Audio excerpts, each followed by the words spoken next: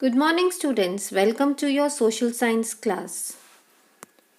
Today, through this digital module, we will study on the topic the family. But before we begin with today's session, dear students, let us quickly take a brief recap of what we had learned in our previous modules, which were uploaded last week.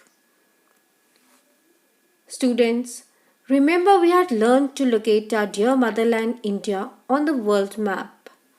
We had also learned the blue color signifies the water bodies on a map, right? Quickly recollect the three water bodies surrounding India, which are encircled in red. Can you name them? Yes, they are Arabian Sea, Bay of Bengal, and the Indian Ocean. Children, as a child, I used to love locating and marking Indian Ocean on the map, as Indian Ocean is named after our country India. And whenever we come across our country's name, our heart swells with pride. Aren't we all proud to be Indians? I have a small task for you. The way you find the water bodies encircled on this map, take a colored sketch pen and mark the neighboring countries of India. Students, you need to remember that India is the seventh largest country in the world in terms of area. And do you know, children, India accounts for 2.4% of total world surface area. Interesting, isn't it? Now, in your free time, students, you should find some amazing facts about your motherland. You can share them with me and your classmates when the school reopens.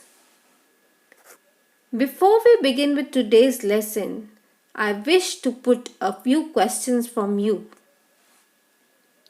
What is the difference between your home and your neighbor's house?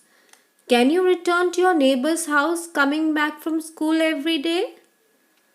What is the most special thing about your home? Children, is your home just a wall structure or there is something which connects you, your mummy, papa, your dada, dadi, bhaiya and didi together? Yes, children, it's love and kinship.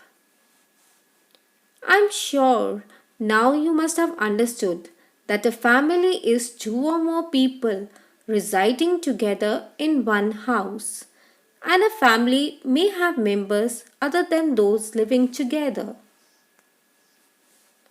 Look at this picture. Who all do you find? We have mother, father, and their two unmarried children. Students, this kind of family is known as a nuclear family. Now, look at this picture. Count the number of members in this family.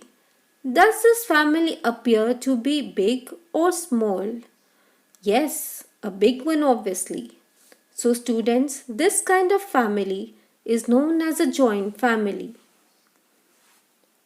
Let us now differentiate between a nuclear and a joint family. A nuclear family is a family unit that includes two married parents and their unmarried children. A joint family is one where grandparents, parents, uncles, aunts, cousins live together in the same household. A nuclear family is a small family, whereas a joint family is a big family.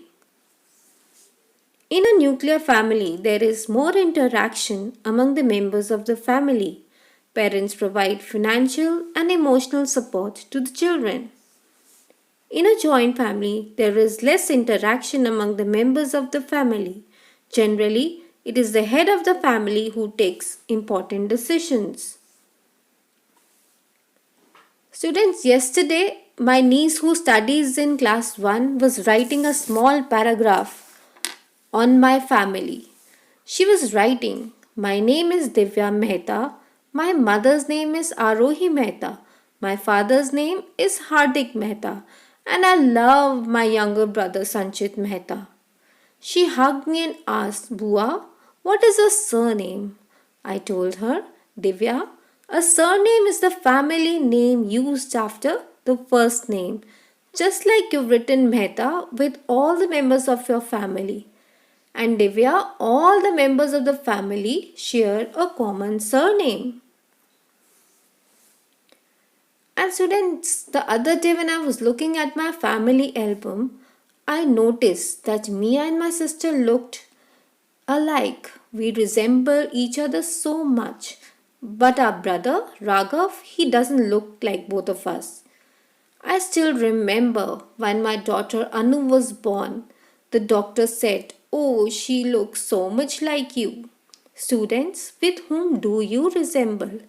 Do you look like your mother, your father, your sister, or your dada dadi? Children, we're going to learn more about family similarities in our next chapter. Now let's take a quick recap of what we have learned in today's lesson. A family is two or more people who are connected by love or kinship. A family may have members other than those living together. Each family member is important and special. There are many common characteristics that a person shares with other family members.